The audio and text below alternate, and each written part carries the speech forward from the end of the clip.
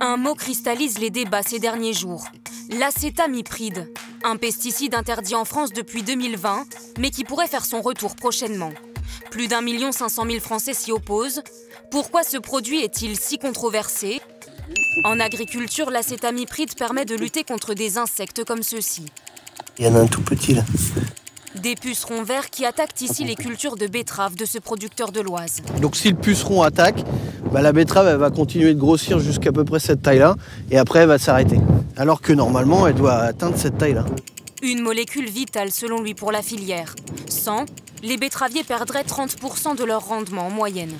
Les producteurs de noisettes, eux aussi, réclament son utilisation.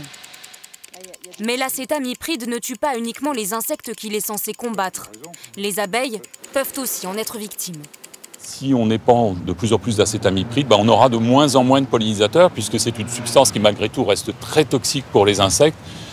Et bien évidemment, ça veut dire qu'on aura des pertes de rendement sur des cultures. Il faut se rappeler qu'un colza non pollinisé, c'est 30% en moins.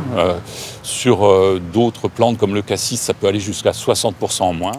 Qu'en est-il pour la santé humaine?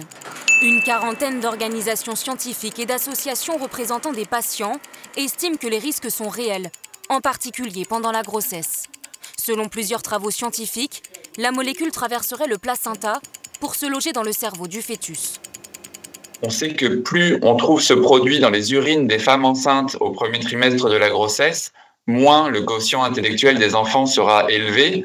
Donc on a des preuves de la toxicité de ces produits pour le développement neurologique des enfants. Impact sur le diabète ou les maladies rénales.